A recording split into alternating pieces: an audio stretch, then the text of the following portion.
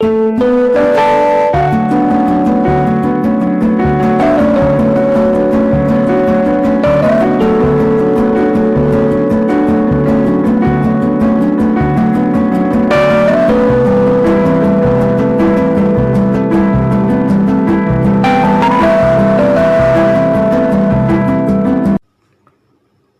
my dear students. The last but one tense is future perfect tense. Future perfect tense. In this video, we are going to study its definition, what is meant by future perfect tense, what are the structures of different kinds of sentences, positive sentence, negative sentence, interrogative sentence, then what are the different ways of transformation, and also what are the different uses of this future perfect tense. So this is the last but one. I think you might have become perfect in tenses. Don't neglect them. They form the foundation for your English language. So let us see what is meant by future perfect tense. The future perfect tense is a verb tense. Verb tense, we know, verb is a word that indicates both verb and the time. So verb tense gives relationship between action and a time, that is used to talk about an action in past in the future. Past in the future. In future tense, we are dividing future again into past, present and future. So past and future means something that has happened in future. That means that it will have completed before a certain point of time. We take some time in future tense. If something has happened before that point of time, then to indicate that action we use a future perfect tense. Future perfect tense. So next one is past in the future, that I have already told you. So we take certain time in future. If some action has happened before that time, we call it as past in the future. Past in the future before a certain point of time. This is very important.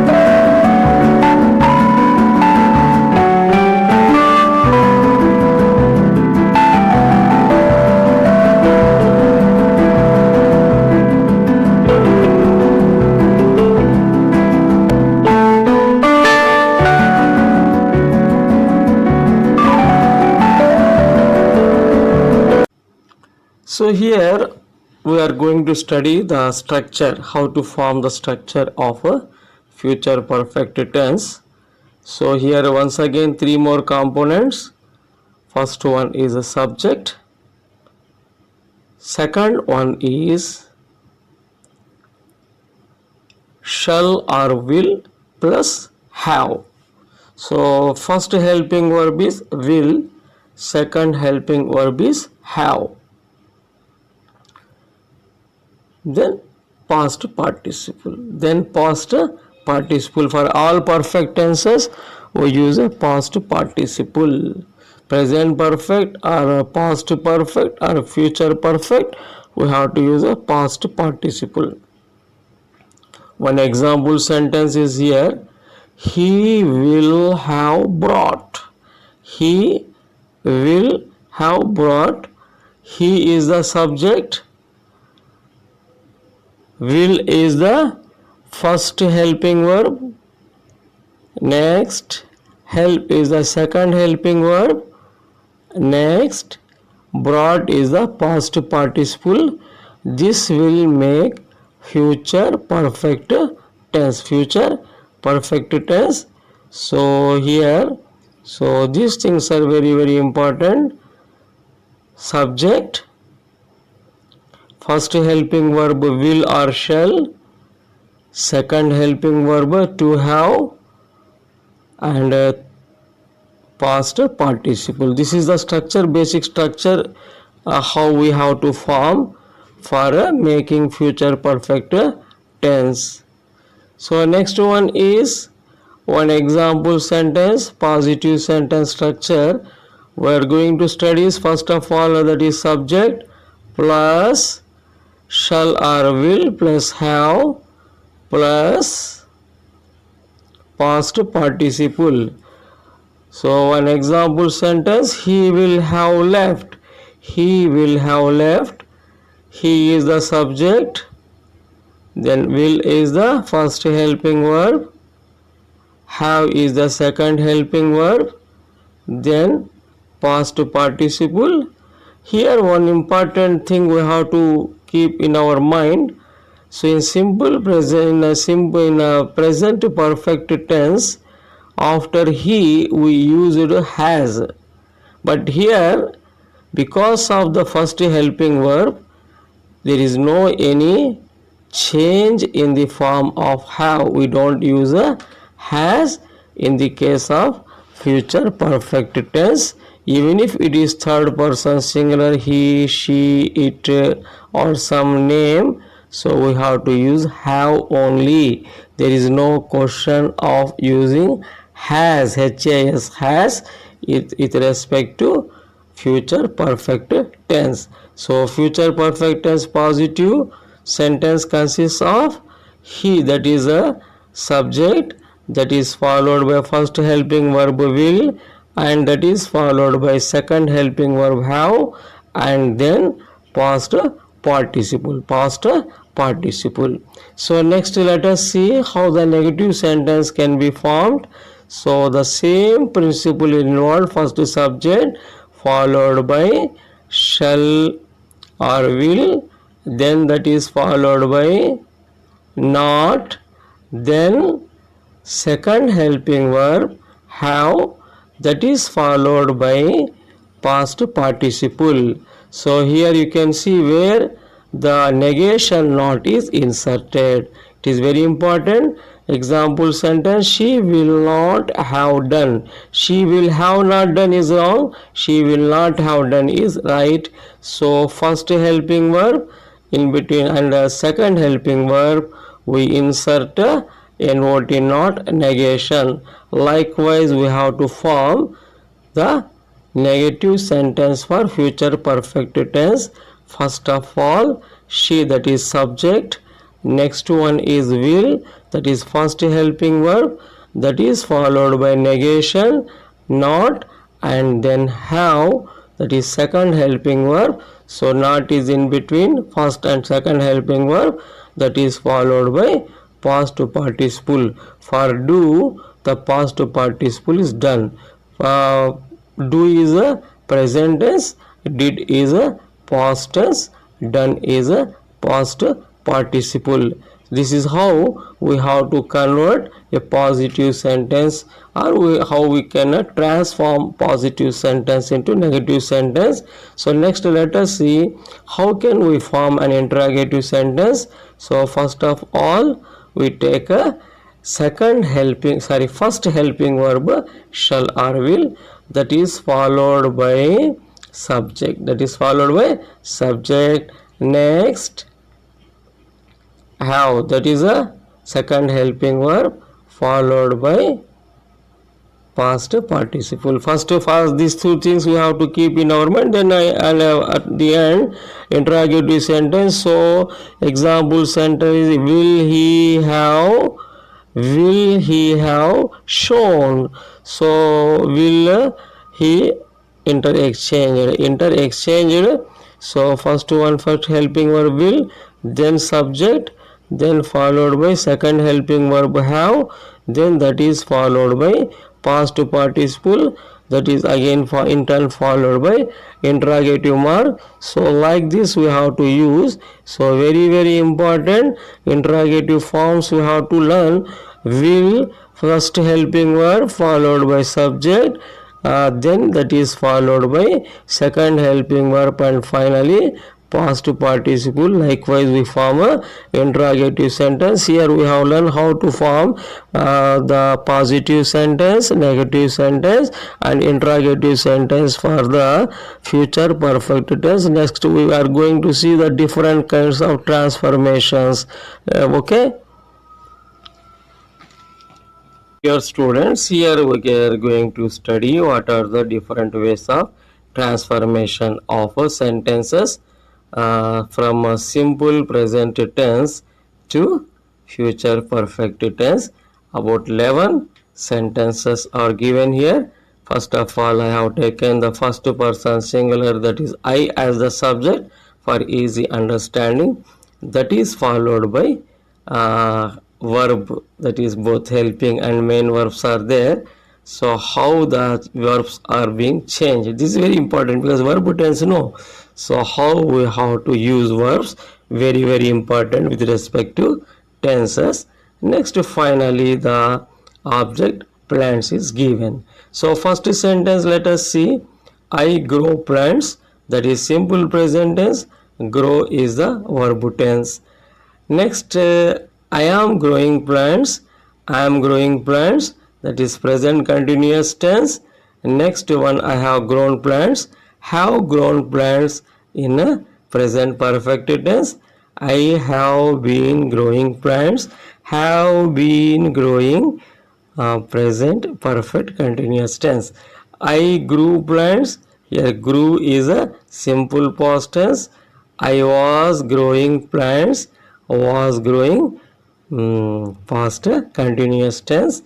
I had grown plants, had grown past perfect tense.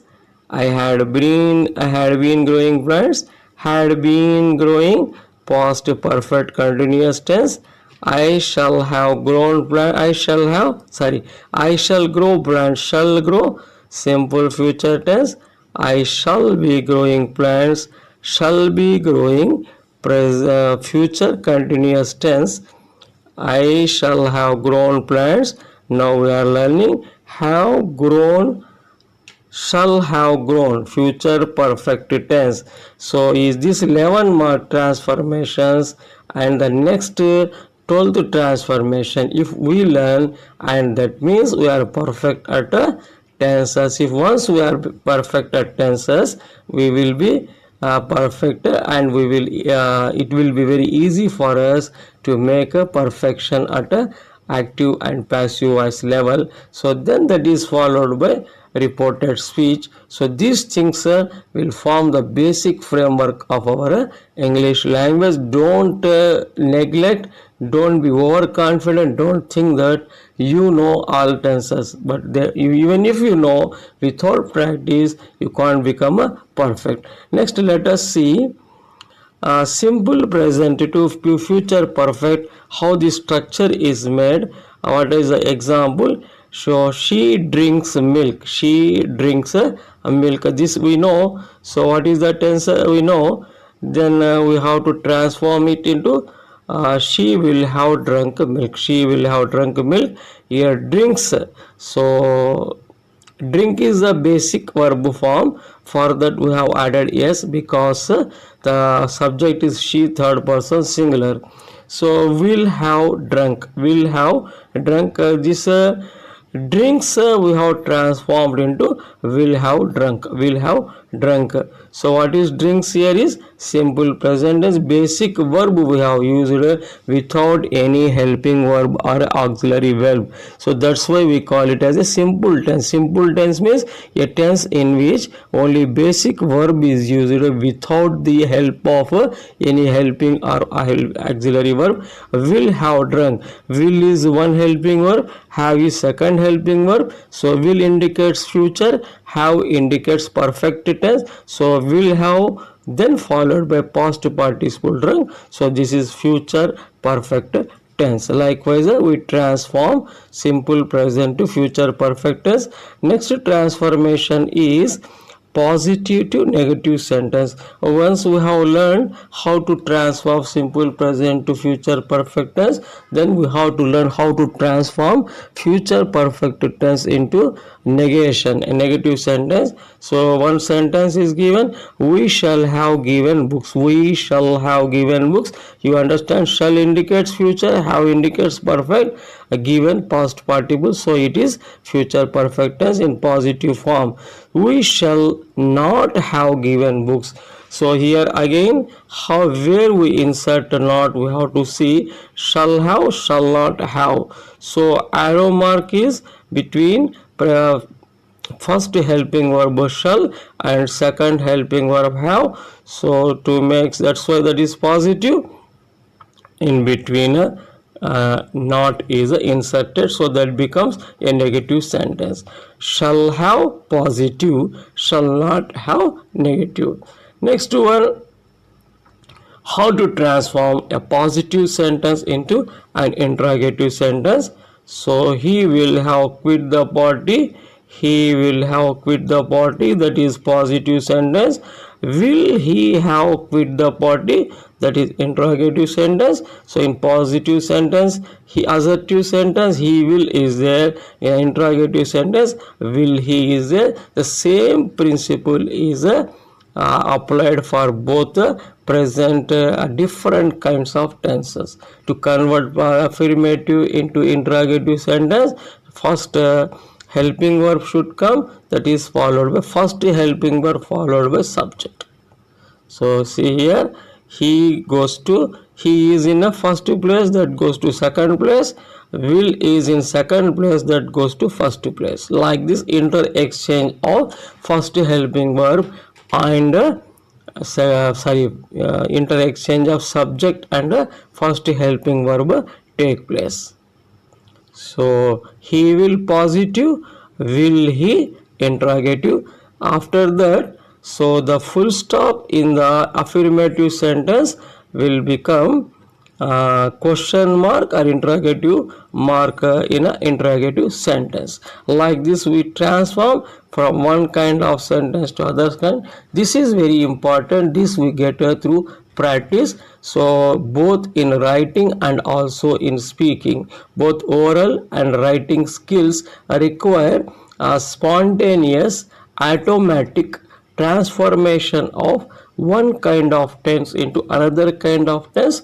This we will acquire, this skill we acquire with a practice. Practice makes man perfect. If your language is perfect, then your subject will also become perfect. You can learn your subject, you can understand your subject very well. If you understand very well, you can learn very well. If you learn very well, your performance will be very well. So the basic thing what we require to learn the subject is English language. English language should be perfect to understand different subjects in English medium. English medium, for English medium students it is very important. For graduates and postgraduates it is very very important. English is very very important. Without English we can't study and we can't understand the subject very well in libraries. Okay, even for website, for browsing different kinds of websites, for understanding what is there, what are the instructions on the net,